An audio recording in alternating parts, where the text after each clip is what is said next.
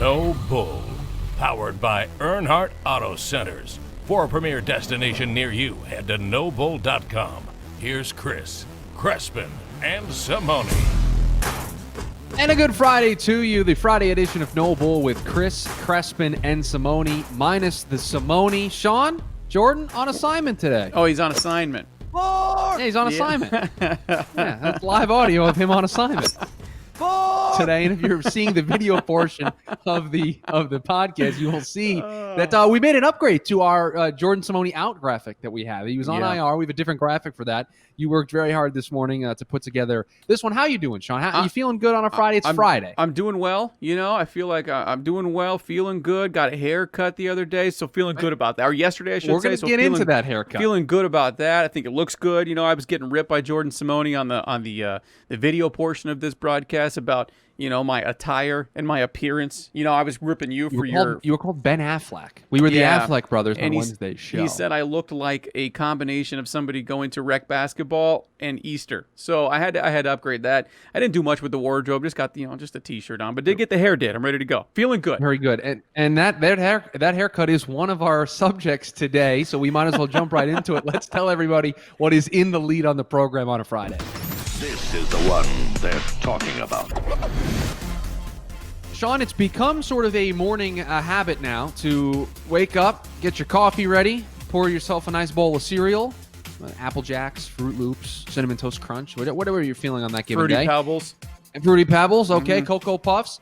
And you check Twitter, you check the ESPN app to see which team has had a COVID outbreak next. And we thought it was the Indianapolis Colts. They shut down their facility today here on a Friday, 2 days before their scheduled game against the Cincinnati Bengals. All is good, though, Sean. They had one player and I believe 3 personnel test positive. They retested. All of the tests came back negative. False positives. This game is on. Bengals-Colts will be played on Sunday. Yeah, and again, you just have to let these things play out. Everybody wants to be first with their information. I think, Adam Schefter got caught up in it yesterday. We're recording this on a Friday, so I'm referring to Thursday morning when he said, his first tweet said, multiple positives in Falcons facility, it's shut down. And then a few hours later, he tweeted 4 positive tests, and then he had to retract, go, it was just 1. They're actually going to open the facility back up this afternoon. It's like, dude, just let it play out, right? Like, sure. We have to let these tests happen, play out, and find out exactly what the situation is. And I know some people, Jordan's one of them, he's on assignment right now. You hit the button again there, Chris. Yeah, so Jordan's one of them who is, and a lot of people feel this way. Like, these guys are not in the dangerous demographic of the COVID virus. Why are we even doing this? Well, the word's libel, right? Nobody in professional sports, collegiate athletics, is going to put themselves in a situation to be liable for anything. So are they at a very minimum risk? We're talking about the players and probably a lot of the coaches as well. Yes, they are. But in terms of these leagues, if you want to watch sports, if you want to watch the National Football League, if you want to watch college football, these organizations are not going to put themselves in any position to be liable for anything, any kind of liability. So if you want to watch football, you got to keep an eye on what's going on with the COVID numbers and the positive tests and so forth. And that's why you're getting those every morning, Chris, because you're not wrong. It feels like you wake up, you look at the phone and go, today it's the Colts. Yesterday, it was the Falcons. Before it was the Titans. It was the Patriots. So you're going down every morning. It feels like you're getting something. But, that's why you got to be focused on it from a sports perspective. Even if you're not afraid of the virus, even if you think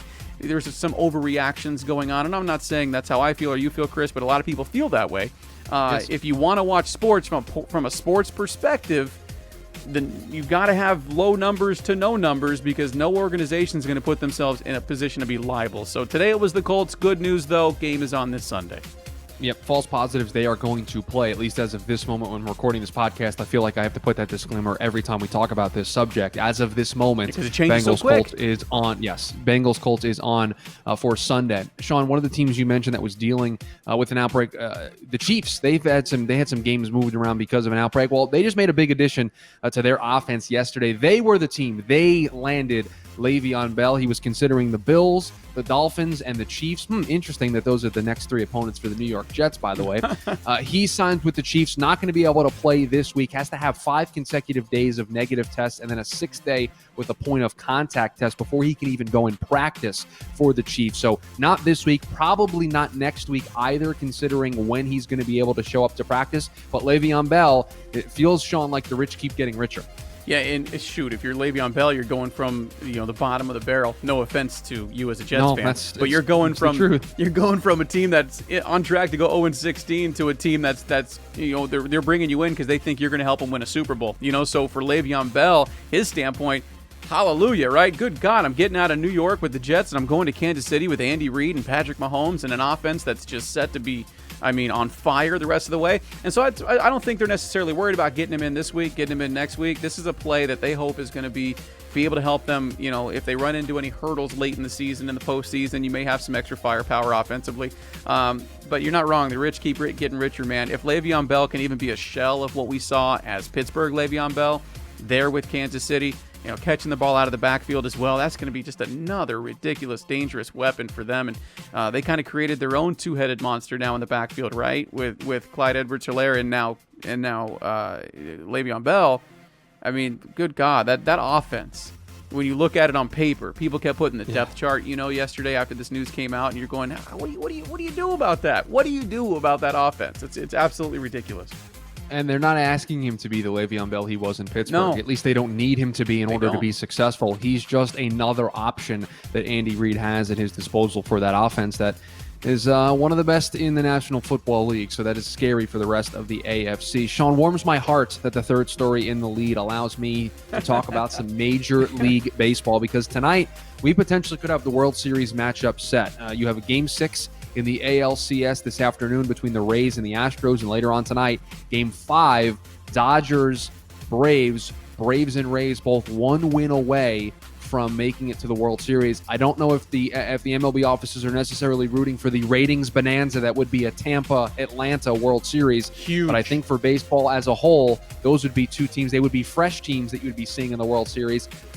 The only way I want it to change is if you give me Astros-Dodgers the rematch. Yep. Bring me that, or that's it. Let the Rays and Braves duke it out, because I want the rematch, or that's it. I don't want one of them in there. I'm with you, right? Because we're doing this broadcast from Phoenix, so obviously Dodgers. So if you're going to give me the Dodgers, fine. Give me the Astros, so we have this rivalry going on. If you're going to give me the Astros in a comeback effort, give me the Dodgers. To be perfectly honest, ratings right now in sports are hard to come by in general, unless you're the National Football League.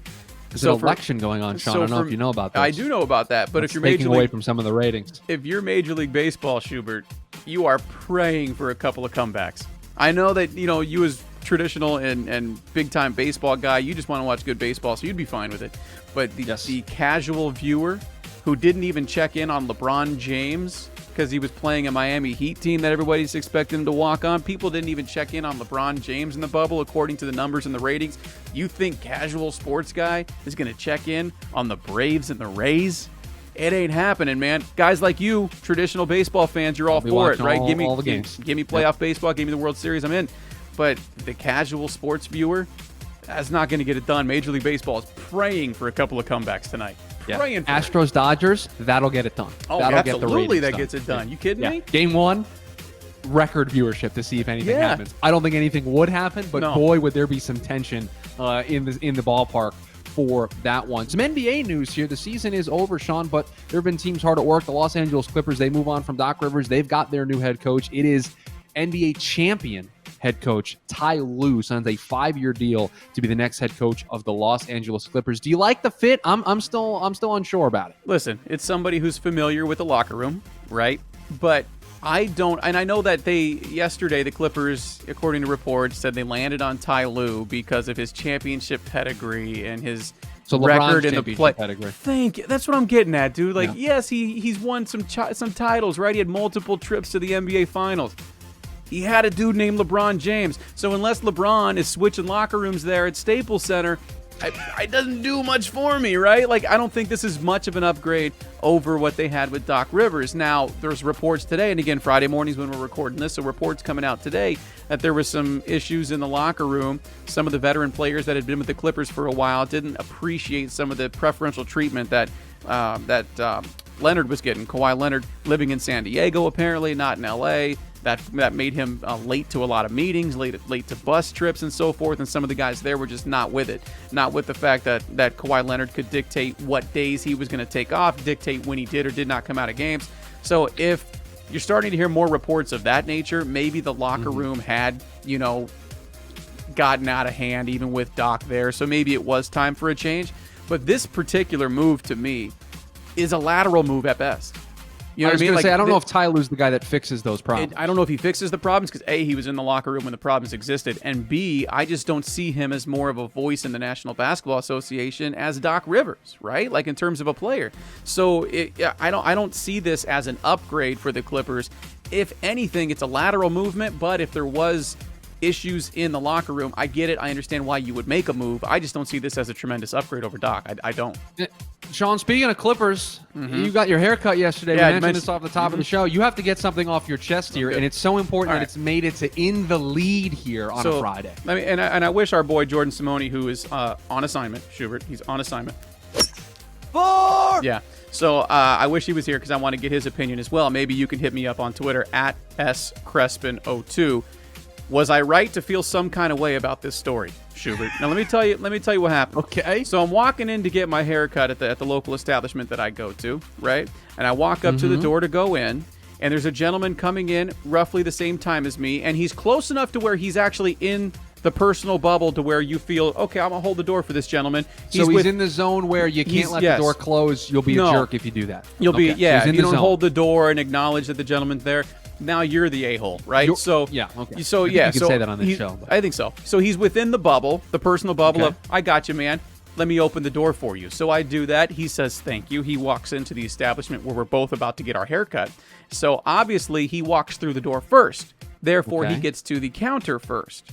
Now, I start to look around and go, wait, is there one person on duty today? Is there one stylist in the building? So this guy walks to the counter, gets checked in. The lady says, hold on one moment. Let me get the gentleman behind you. That would be me at this point, and check him in. So she checks me in, and then she points to the guy that I held the door for and says, sir, come on back, and points at me and goes, it'll be about 25 minutes.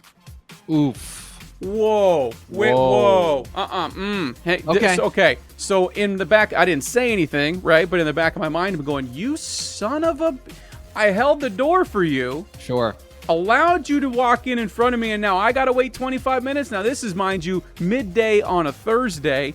I got to get to my other job. I got to get to work. I got things to do. Yeah. So was I right to feel some kind of way about that? I didn't get mad at. I didn't say anything to him or obviously this hairstylist who she didn't know what was going on. It didn't come up when she was cutting your hair. No, she didn't have your back. But would it have been the correct move for this gentleman to go? You know what? Actually, he was here first. Why don't you go ahead and take him? So it would have been the correct move. But Sean, I don't think you're blameless in all of this. What do you mean? I think you made a critical flaw. You can hold the door open in a way that still keeps your spot in line. You held the door open from the outside. You could have opened the door, walked in, and held it, and then kind of just held the door. And then once he got the door, you inch forward, right? So this is kind of on you too here, right? I think you missed an opportunity. You went too nice. You went overly nice and held the door from the outside. You could have done that whole, I'll hold the door behind me, but I'm still in front of you kind of thing. I got to tell you, I felt some kind of way about that. I was sitting there steaming. I was texting you, as a matter of fact, while I'm sitting in the haircut place going, all right, Schubert, am I wrong for being pissed right now? Because I was upset. I'm like, this guy. I held the door for you.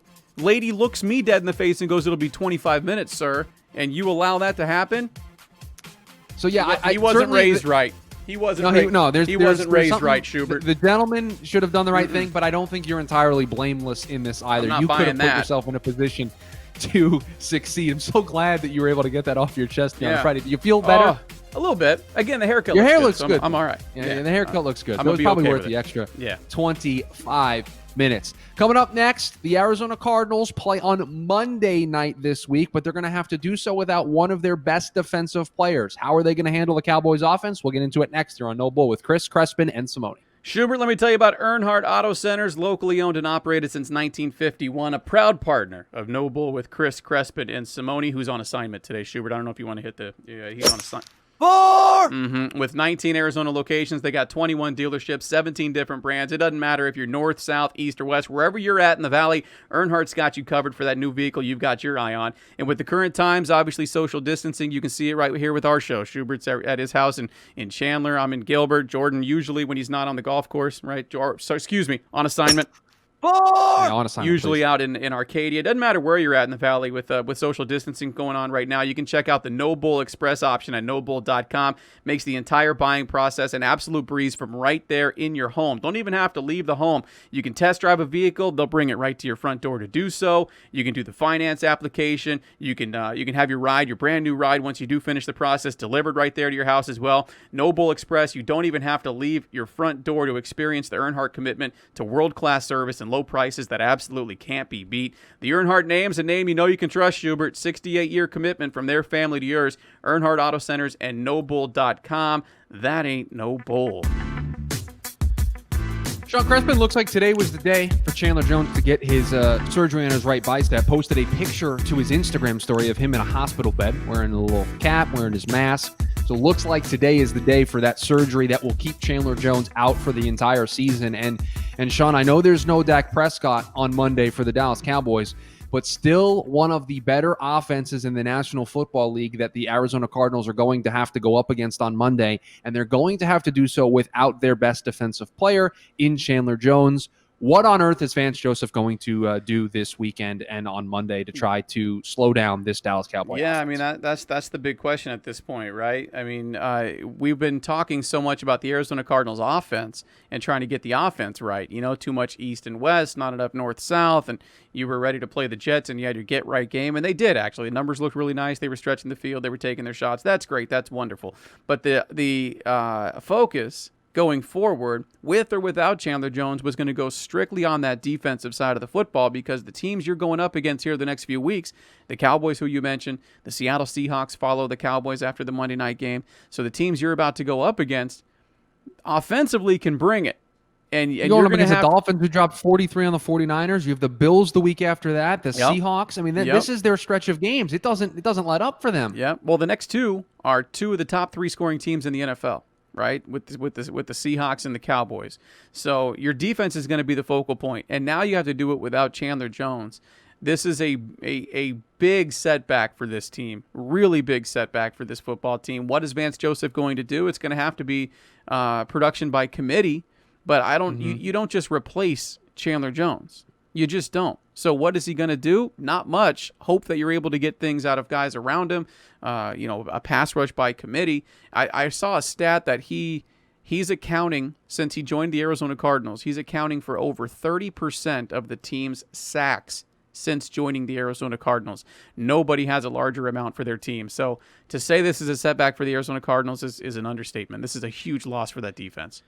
And look, I know they don't necessarily play the same position, but this might be time to get Isaiah Simmons involved in the defense a little bit more, right? I mean, you have to find a way to get your first-round pick, a guy who's supposed to be a difference maker on defense, more involved to help you out in terms of getting defensive production, in terms of getting stops. And I think ultimately, the stats don't bear out that Chandler Jones is having a good season, but the attention he gets is so important to what teams try to do. It's why LA is so successful on defense, because so much attention is paid to Aaron Donald. The same thing can be said about Khalil Mack in Chicago. When you have to pay attention to these guys, and I use those examples because these are otherworldly superstars at that position, when you have to pay attention to those types of players, it opens up opportunities for everybody else. That's gone now. Vance Joseph has to find a new way to create opportunities for the rest of these guys. And again, they play different positions, but this might be an opportunity to get Isaiah Simmons more involved defensively so that they can find production in other ways, in other areas, so that they can get more stops, so that they don't have to ask Kyler Murray in this offense to put up 35, 40 points, because that's not a guarantee. That offense put up 30 against the Jets, but do we suspect that things have all of a sudden gotten right for them offensively? No, I don't think so. I don't either. And this is one of those situations, again, where you have people get so stuck on the box score. The box score doesn't tell you the true story of the National Football League. It rarely does. People get stuck on fantasy stats. Oh, this guy's not having a good season because he's not doing anything for my fantasy team. You got to put context to everything in the NFL when it comes to statistics. And Chandler Jones is no different. Like, he's got one sack on the year, right? That came in week 1. So people have been asking the question here in the Valley, what's going on with Chandler Jones not having a great year? You look at his quarterback hits. He's got 7 on the season. Yeah, 7. I'm looking at his stats right now, 7 on the season. You got to get out of the box score to see the true story when it comes to a guy like Chandler Jones, who's seeing double teams almost every single snap. He's getting chipped by the back. He's getting chipped by the tight end. But what that does, the added attention, is it opens up areas, for Phillips and company around him to make plays, for other people around him. You remove that from the equation, and now you're asking guys to create on their own. It's a huge loss, and it's another moment again where you have to look past the box score when it comes to a Chandler Jones. Your other point, I asked this question, I believe, in our first show. When do you start to get concerned about Isaiah Simmons, the 8th overall draft pick, not finding his way onto the football field? You're seeing games with 7 snaps, with 10 snaps. And the first few games, I thought, okay, listen, this is fine. He clearly had some areas where he maybe been over, a little over his head in game 1 against the 49ers. He had the early penalty. I think it was a horse collar. He had the big blown coverage. Gave up a 75-yard touchdown to the backfield. All right, let's work him in. We're in week 5. We've played 5 games. We're going to week 6 now in the National Football League. I think it's 89 snaps on defense. 89 snaps. Yeah, you have to find a way now to get him involved and get him ready to be available for you on Sunday and be in a position where you feel comfortable putting him out there. Because he's supposed to be a difference maker, right? I mean, that was the thing coming out when you drafted him in the number 8 spot. This is a difference maker on defense. This is plug and play. We can put him in different spots on the field. He's going to create havoc. He's going to make big plays for us. Cricket sound effect insert here, because I haven't seen him do anything. And this is where you have to hit on your first round picks. And I'm not saying Isaiah Simmons is a bust in any way. We've had 5 games and he hasn't played. Yeah. But the fact that he's not on the field is a great concern. And if he can't get on the field now, when they need somebody in a different spot to make an impact, when is he going to make an impact? When is he going to become a difference maker on the field? Yeah, and media's not around practices as much as you can't see what they're doing. We can't see what's going on. We don't know. Sure. We don't know what's happening. You just have to, trust the coaching staff that they're coaching him up and they're trying to get him ready. But the fact that you don't see him on Sundays, to me, screams that he's not ready. And now here we go into week 6. I understand you had an abbreviated offseason. You had an abbreviated, preseason schedule with no preseason games. You had no rookie minicamp. Everything was virtual for the most part. I get that. I understand that. But when you look around the league and you look at other players defensively that were drafted this year in the first round, they're all playing. Sean, they're all playing, and he's not. So we have to ask the question from a fan's perspective, from a media perspective, why is that? Antoine Winfield Jr. was a second-round draft pick of the Tampa Bay Buccaneers. He's potentially one of the best defensive players in the league this year. That's how good he has been at safety for Tampa Bay. It's not like it's a league-wide phenomenon where guys aren't playing well because they're rookies. Look at some of the quarterbacks. Look at some of the players on the offensive side of the ball. They seem to be getting it just fine. And I know it's different. Every position's different. You get drafted in the top 10, the expectation is you're probably a week 1 immediate impact guy. That's at least the assumption that I make when you get drafted in the top 10. You're supposed to be able to make an immediate impact, and it's not happening. Yeah, when you get drafted in the first round, I don't care where it is. You're expected to be on the field year 1, right? Unless you're a quarterback into a situation where you're a backup, but there is exceptions to the rule. But if you're talking about a defensive player, you draft top 10, you're expecting him to be on the football field. So it's a concern. It's a question that needs to be asked, and it's something that should be monitored because it's. You'd hate to have missed. And again, not saying he's a bust. We're 6 games in. I usually rule of thumb give guys 3 years before I truly write off. Whether or not this guy's going to work out long term or not. But it's you would like to at least see him on the field. I'm not asking for him to go out and be defensive rookie of the year for you. I'm not asking. See him. Thank you. Just why is he not able to watch fit? Him play. And it's you're not even talking about like the Chicago Bears defense or you're talking about the Arizona Cardinals defense where you got holes everywhere. And this guy is supposed to be the Swiss Army knife. Which he was supposed to help fill. Right. He was supposed to be able to be moved around and filled. And by the way, I think of those 89 snaps that I mentioned that he has played, I think 31 of them are on special teams. So, it's even less that you're seeing him on the field defensively. It's baffling to me. I don't know if it's, and I'm not trying to place blame anywhere because we don't know. I don't know if it's player not putting it all together or if it's coaching can't find fit for player. We don't know because we don't have an opportunity to see it. Right. And that's what I'm saying. That's why I keep saying, listen, and maybe it sounds like we're walking the fence here, but you have to let this play out a little bit longer. You have to trust that the coaching staff is getting them right, coaching them up. But as a fan, I'm not faulting you if you're sitting here on Sundays watching the Arizona Cardinals this week on a Monday and saying, "Where's our 8th overall draft pick?" Like you should have that concern and you should have that question. And time is going to have to let it play out, and time's going to dictate what actually is going on. But is it a concern? Because I asked that a couple weeks ago, and people were saying, no, let's just get into the season. We're into the season now. We're well beyond the quarter pole of the NFL season. Now is where you can start to really, I think, legitimately ask the question and feel concerned.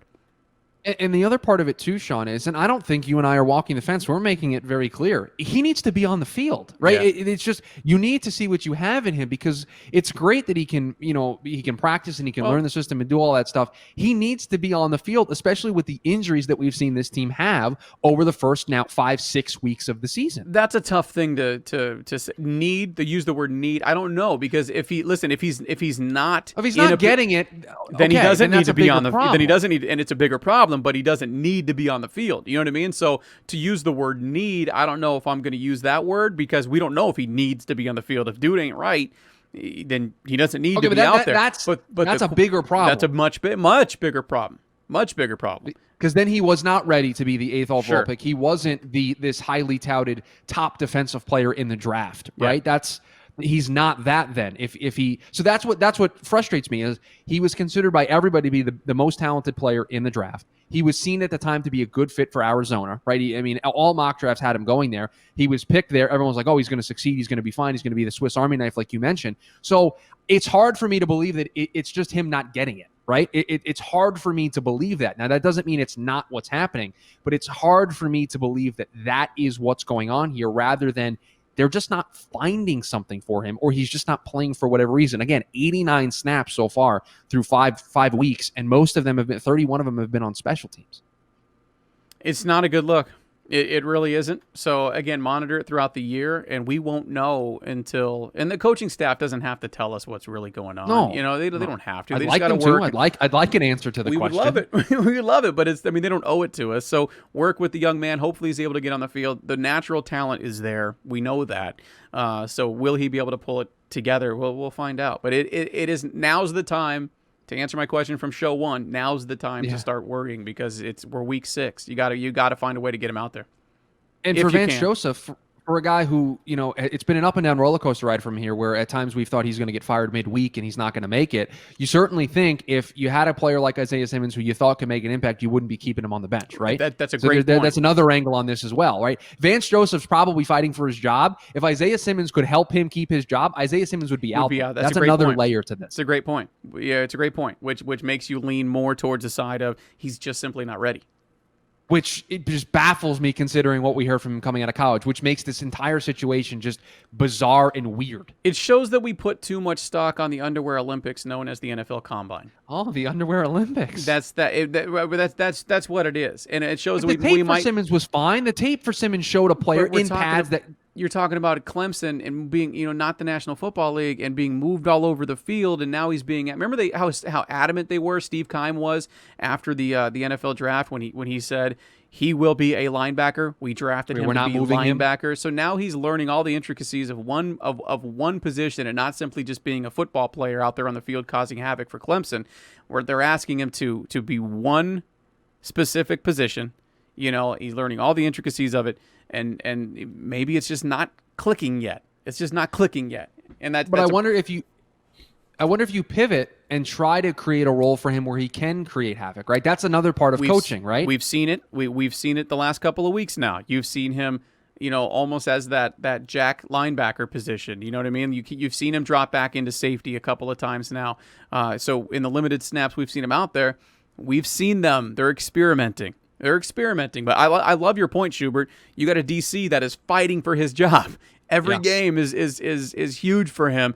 If he felt that Isaiah Simmons was going to be able to help him out, he'd be out there. So that tells me he's just not ready at this point.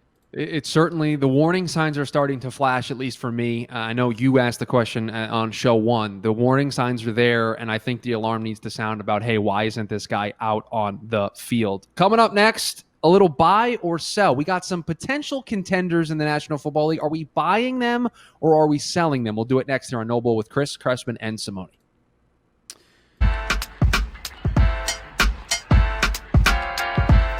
All right, so explain this to me here, Chris. What are we we're buying or selling? We've done buy or sell in many ways. Today is going to be what now?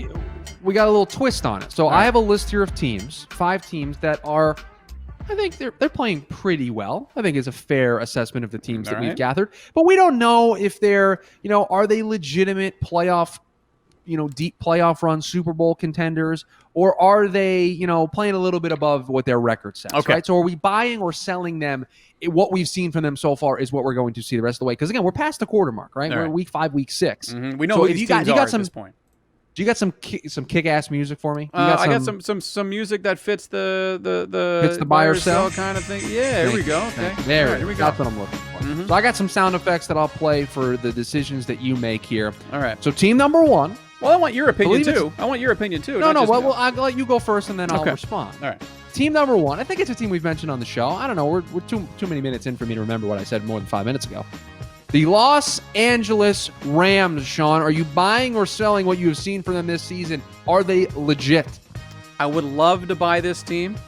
I love being the negative coaching. Already. I love the coaching you get with the Rams with Sean McVay.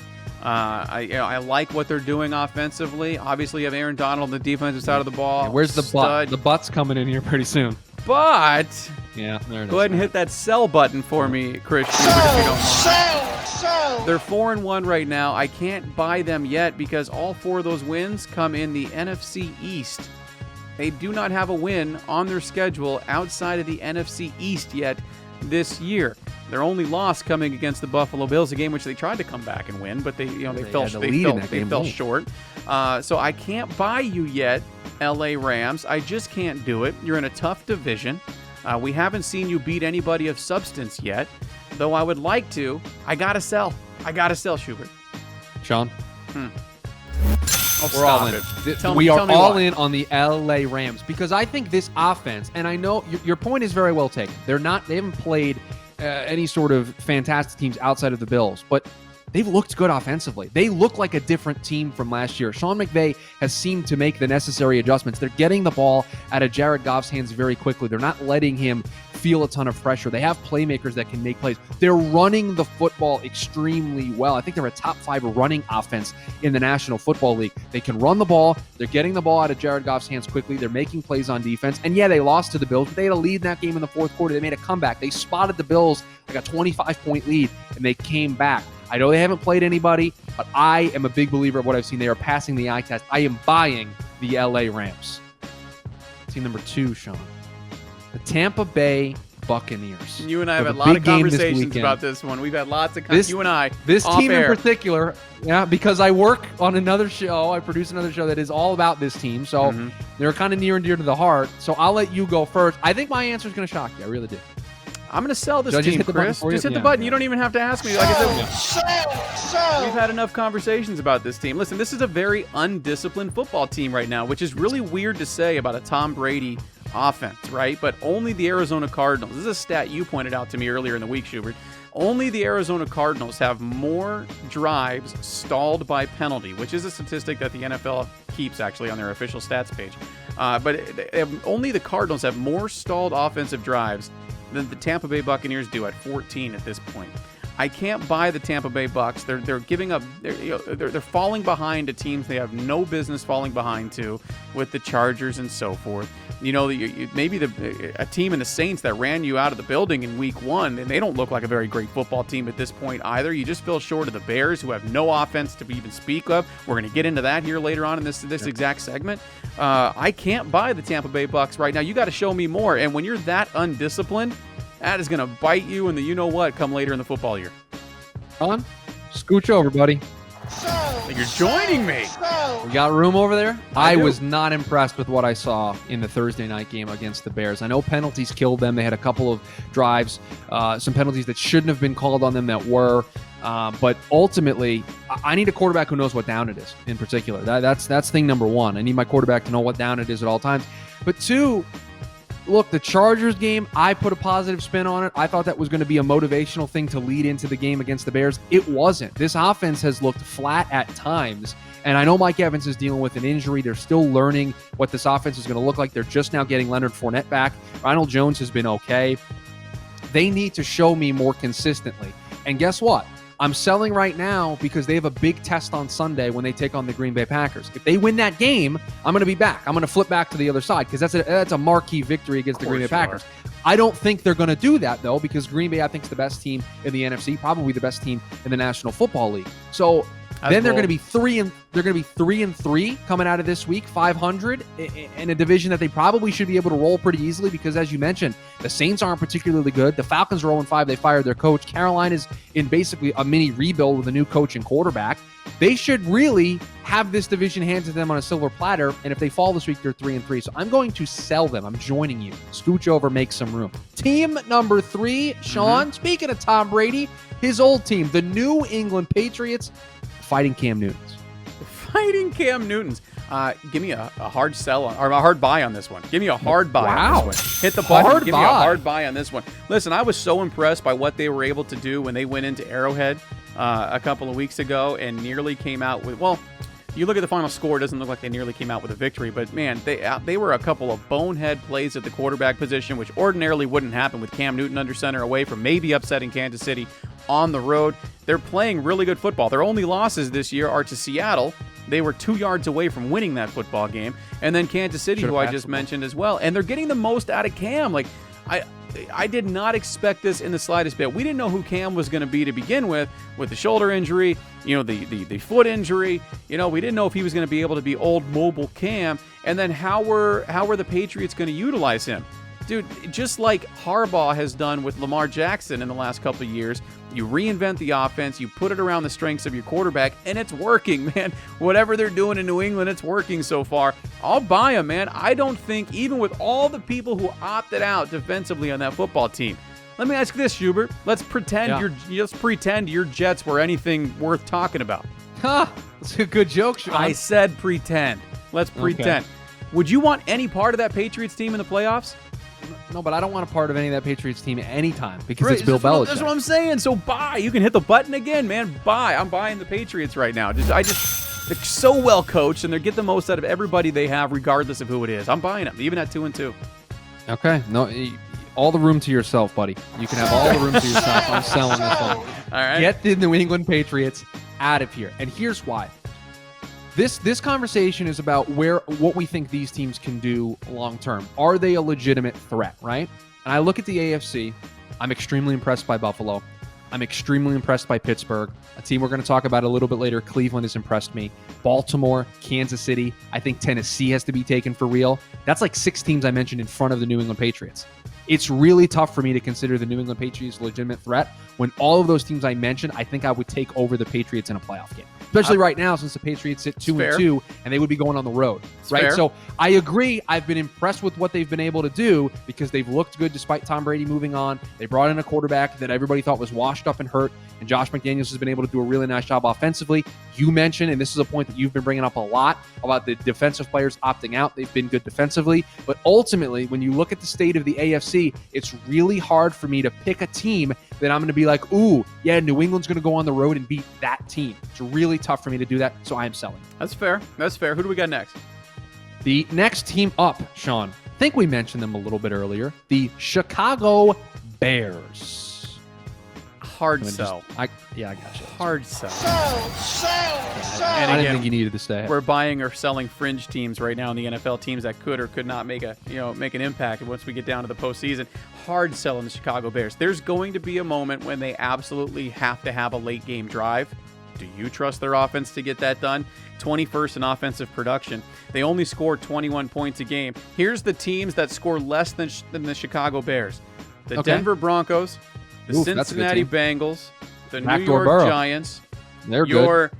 New York Jets. They got 2 quarterbacks. Those are the only teams in the NFL that score less per game than the Chicago Bears right now. And that defense is legit.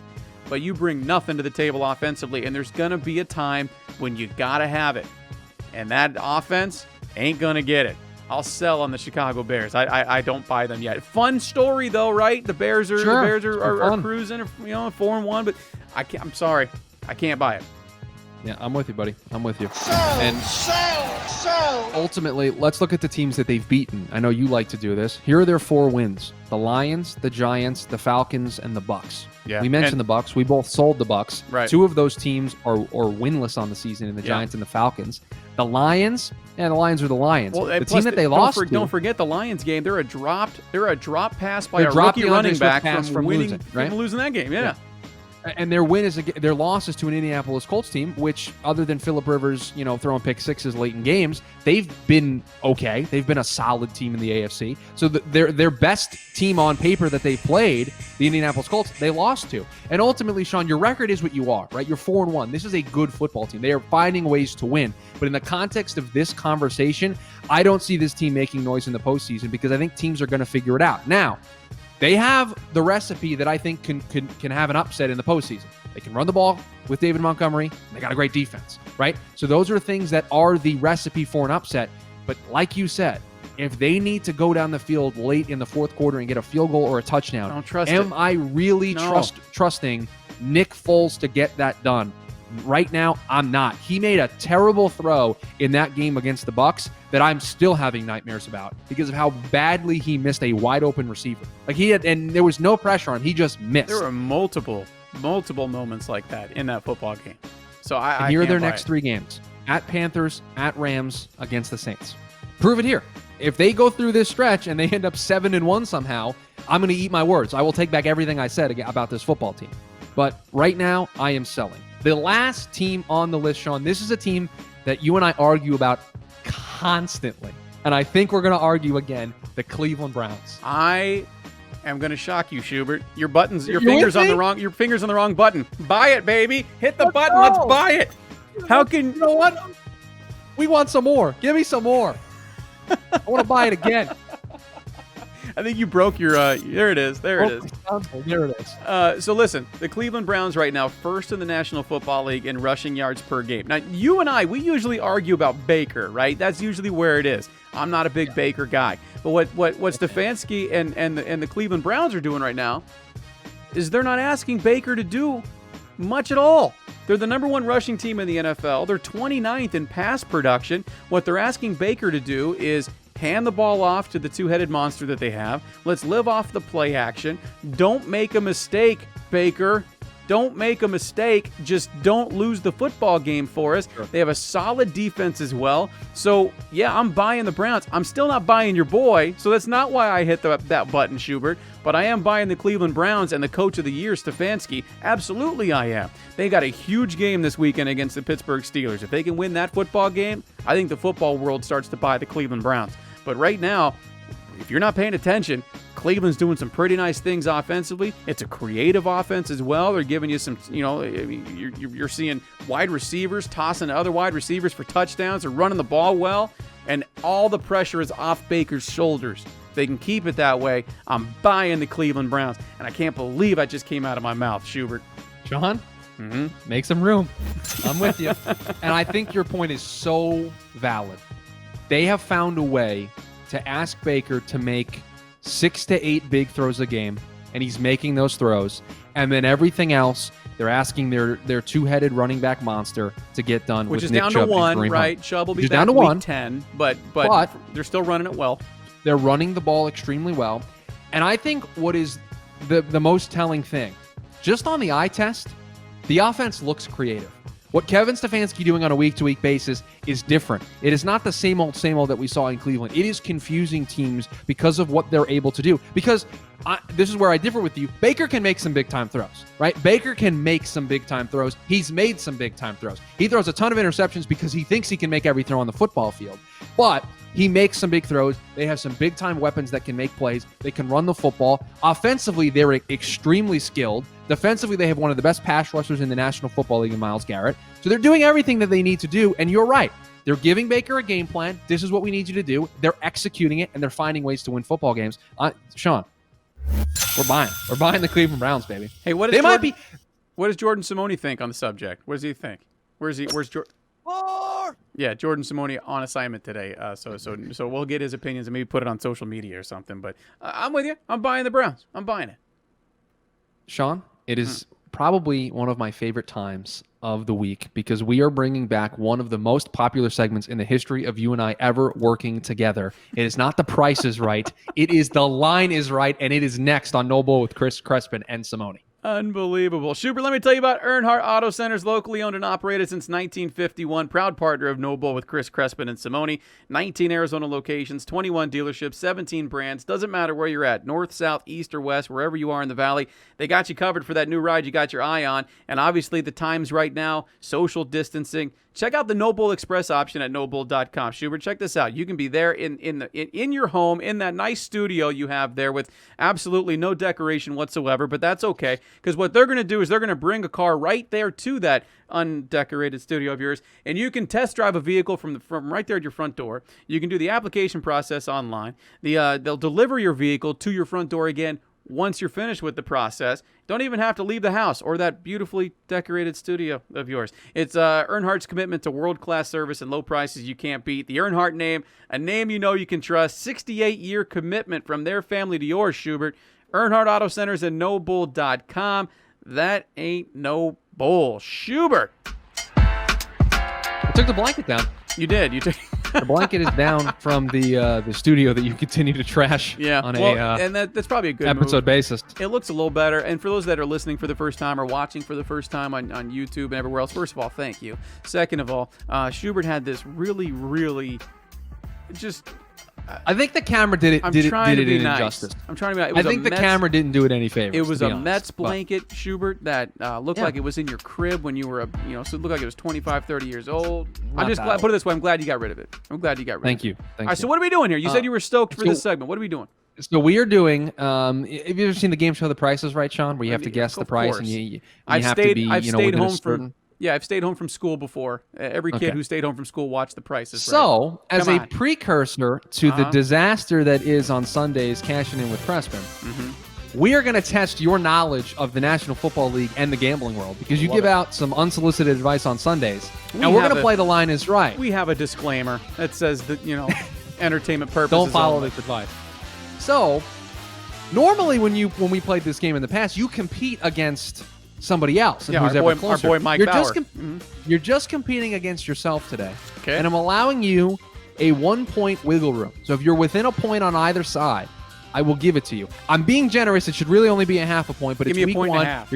You're getting 1 point, and you're going to like it. All right. You're getting 1 point, and I'm going to give you all the games, and I'm using the lines courtesy of Bet Online. Okay. So I'm guessing the line of the National Football League games heading into the weekend. This is the way I prep for cashing with Crespin because I have not looked at the lines yet. So this is good. This is going to help me out for my Sunday morning prep. So we're going to see where Sean thinks these games are at, and then you can obviously follow up on the Sunday show, No Bull Live. I just don't know gambling. I know my football. I just don't know my gambling. So let's do this. Game number one, the New York Jets are taking on, I have some fancy sound effects if you get them right or wrong, too. The New York Jets going on the road to take on the Miami Dolphins. Ooh, Dolphins. First of all, good luck with this one. Dolphins coming off a big win over the 49ers. Big win. And you've got the 49ers. Your Jets are trash. Joe Flacco starting this Sunday. Let's go Dolphins -7. Come on. Dolphins -9.5. 9.5. 9.5 for this game. Your Jets are terrible, dude. They are very bad. They're not particularly good, Sean. That's bad, dude. That's bad. I appreciate it. The Houston Texans coming off their first win of the season. The Romeo Crennel era off to a 1-0 start. They go on the road to take on apparently one of the best teams in the AFC, the Tennessee Titans, coming off of their win on Tuesday Night Football against the Buffalo Bills. Titans -8. Come on. Sean? I'm going to tell you now, this better be cashed in with Crespin. Titans -3.5.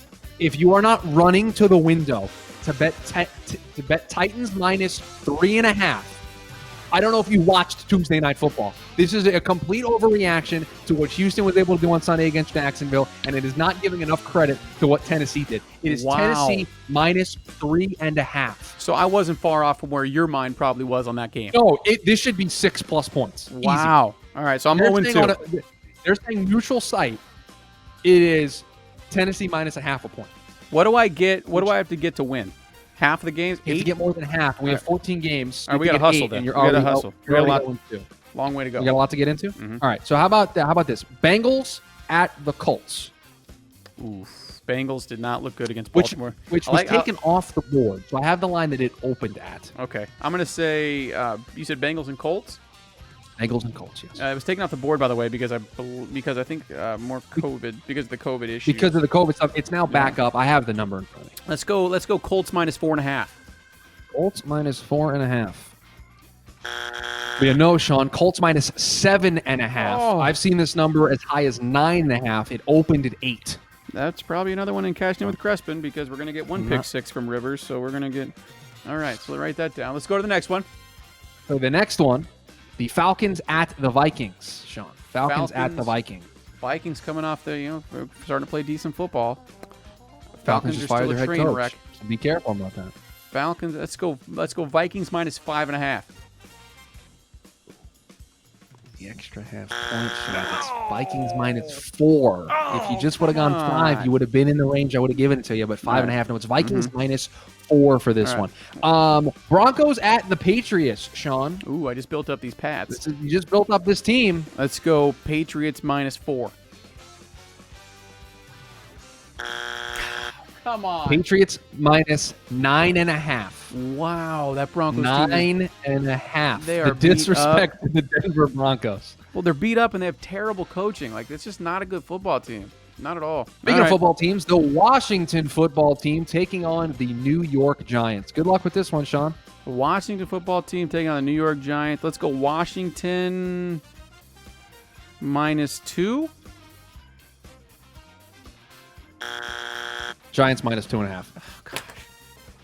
I don't buy the Giants. I'm sorry. The Cowboys defense. Well, I don't think it's really buying the Giants. It's the fact that Washington is starting, Kyle Allen, Alex Smith, the quarterback? That's true. Damn. The Giants I are home. I don't even think I can win at this point. So let's just rapid fire through these. What do we got? Come on. This is Ravens terrible. at the Eagles. Make sure you tune in for Cashing In with Crespin, where I clearly know my gambling. Let's go. Ravens at the Sunday Eagles. mornings. Ravens, Eagles. Let's go Ravens plus. I'm sorry, Ravens plus? Ravens minus 8.5. You were good. You were good with 8. It is Ravens minus 9. It opened at minus 7. All right, so I didn't say halves. Ravens. I got it. I nailed that one. I got one. All right.